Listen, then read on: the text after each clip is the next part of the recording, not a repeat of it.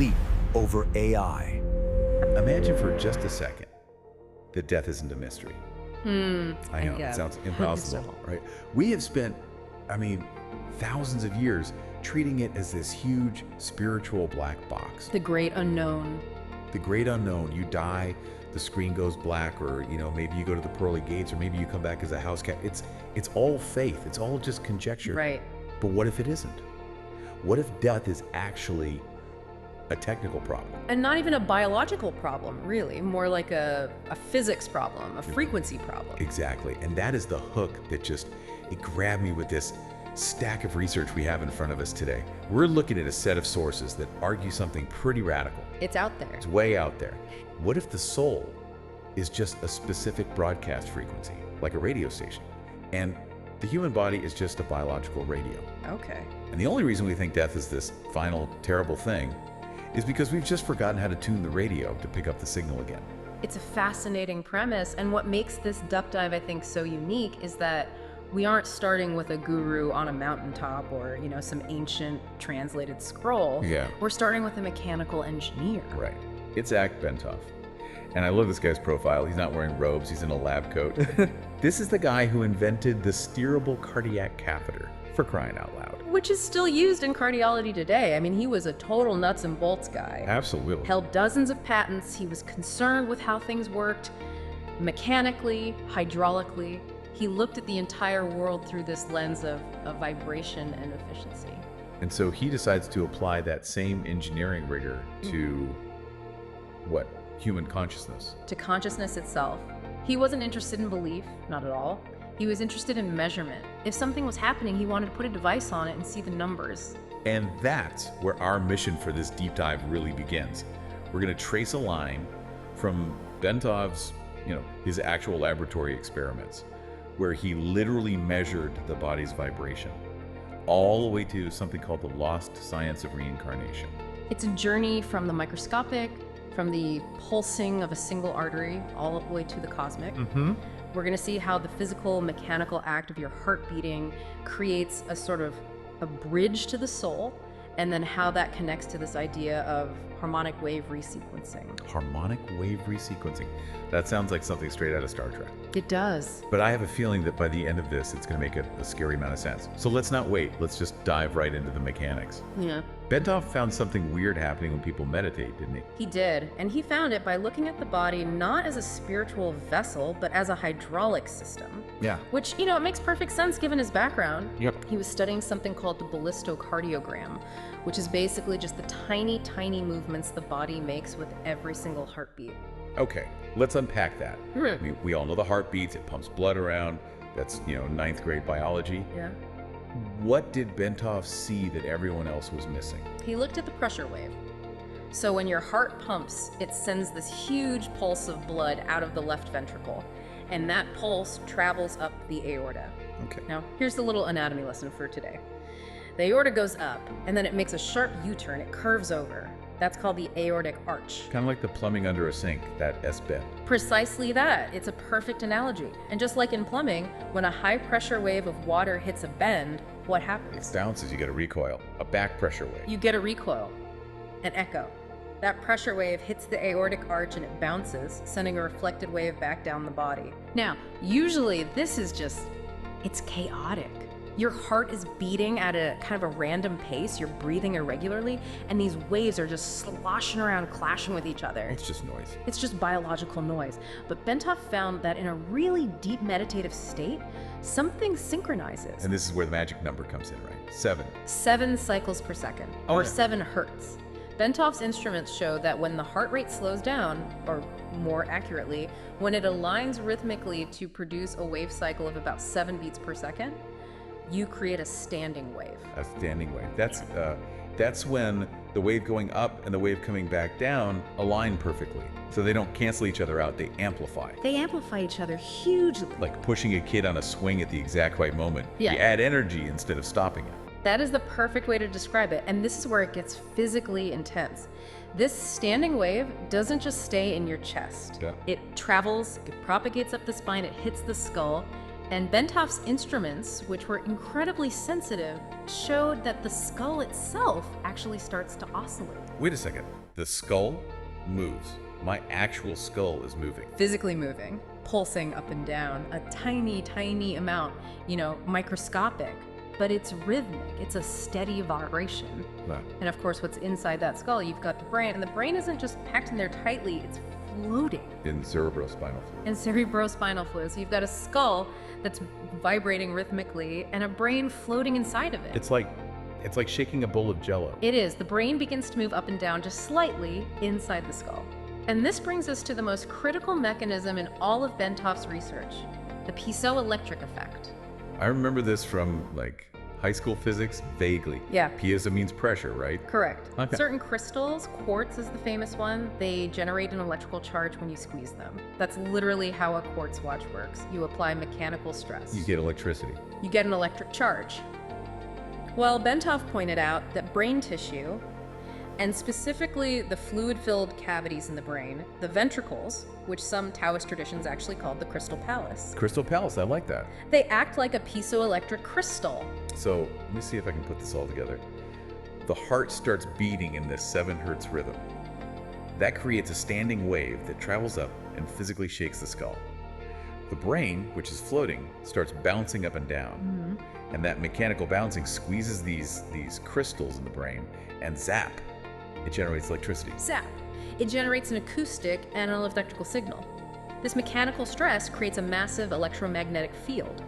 And Bentov measured this field radiating out from the head. So in a normal state, my field is just sort of contained in my skull. It's pretty close to the body, yeah. But in this 7 hertz state, the field expands. It doesn't just get bigger. It forms a torus, a donut shape. It forms a coherent loop, going out the top of the head and coming back in the bottom. It turns the human being into a giant antenna. A transmitter and a receiver, a transducer. And here's where it gets really, really interesting. 7 hertz isn't just some random number he pulled out of a hat. No. 7.83 hertz is the fundamental frequency of the Schumann resonance. The heartbeat of the Earth. The planet's own electromagnetic field. Yes, the resonant frequency of the cavity between the Earth's surface and the ionosphere. So, mechanically, biologically, when you hit this state, you are literally tuning your personal radio to the frequency of the planet. That is absolutely wild. So Bentov is saying that consciousness expanding or having a mystical experience isn't just a feeling. It's a mechanical walking mechanism. It's a physical entrainment. You vibrate at the same rate as the larger system, and suddenly the walls come down. The walls of the self dissolve because you are physically, measurably, harmonically resonant with the larger field. And this, according to the sources we're looking at today, this is the mechanical explanation for how the soul, or consciousness, whatever you want to call it, can actually leave the body. It's not magic. It's not magic, it's signal transmission. The piezoelectric effect kicks in, the field expands, and the signal is broadcast out into the universe. Okay, so we've just established a pretty incredible mechanism for leaving the body. We've got the radio station broadcasting. The signal is out there. Right. But now we have the big one. The question that keeps people up at night. Where does the signal go? And this is our transition point.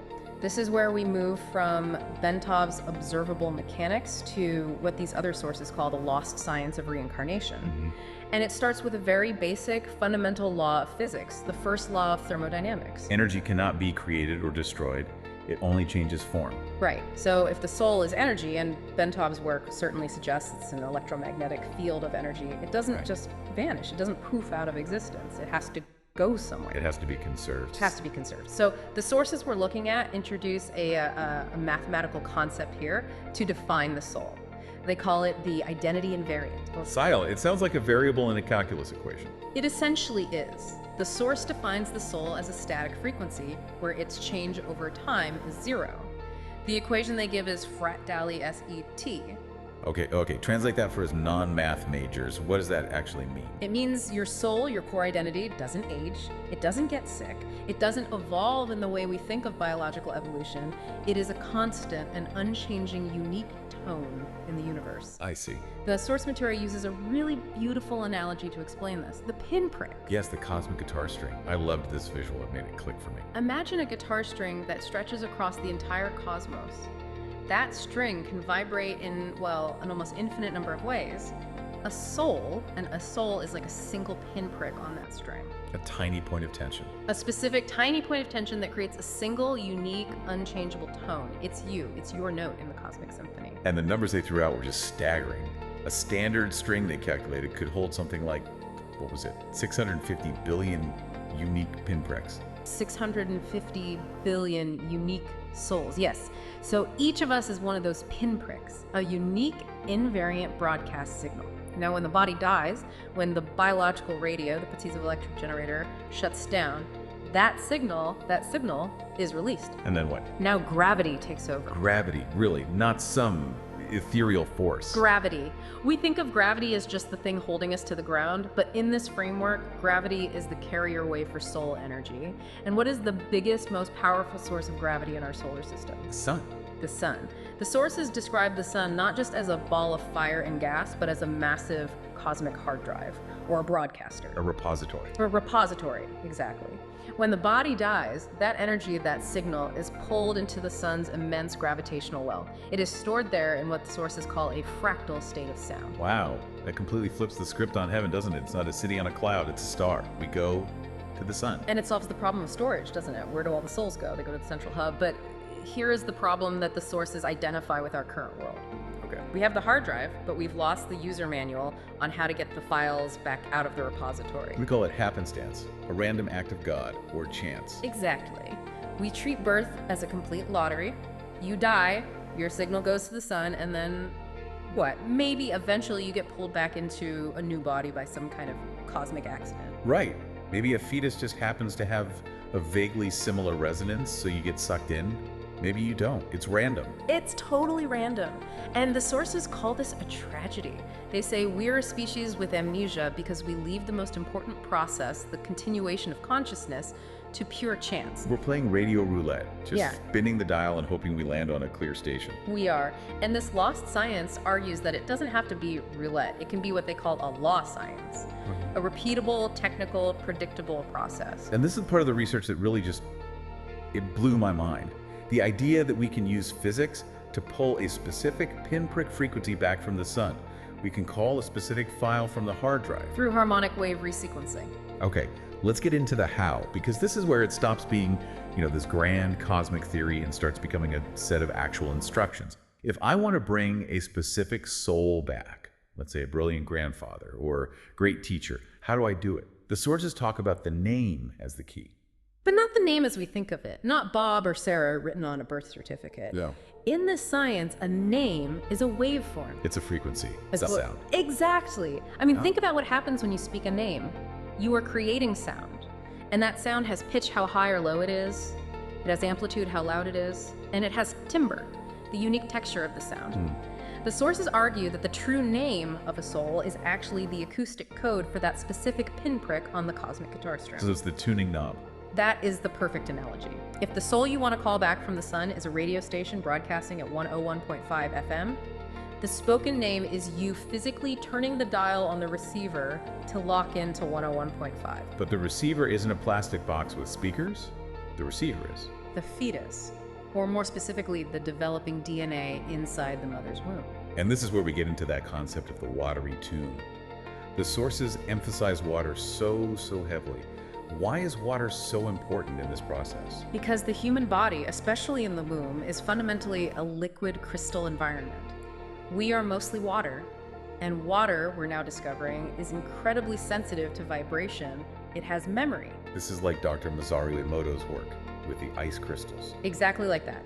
He showed, controversially for some, that sound frequencies, words, and even emotions could physically alter the crystalline structure of water. Right, you play Mozart and it makes a beautiful snowflake, you yell at it and it just looks like sludge. Exactly. So now apply that principle to embryology. You have a developing fetus floating in amniotic fluid, which is, of course, mostly water.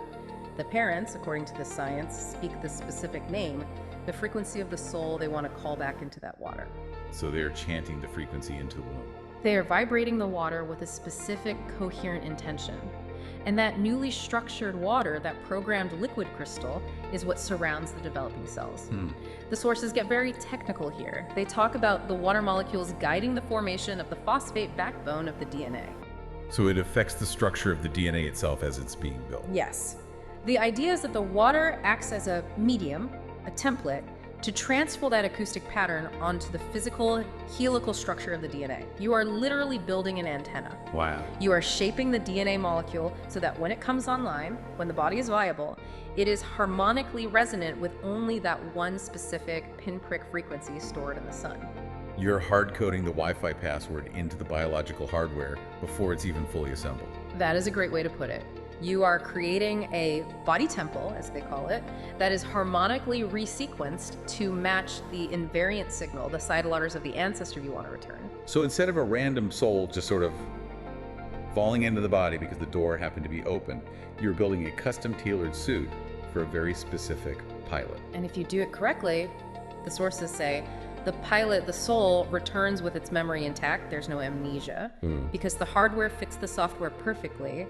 The resonant frequencies match. That is, I mean, that's heavy. It changes everything about their idea of parenting, doesn't it? It's not just let's have a baby. It becomes let's build a vessel. It creates a tremendous, almost terrifying responsibility. It turns procreation into a kind of precision spiritual engineering project. It does. But this is where we have to loop all the way back. We've talked about the name and the water and the sun, but how does this connect back to Itzhak Bentov? Why was his 7 hertz discovery the linchpin for all of this? I was just thinking that. It feels like two separate, fascinating ideas. We started with the brain bouncing at 7 hertz to get consciousness out. Right. How does that fit into getting a soul back in?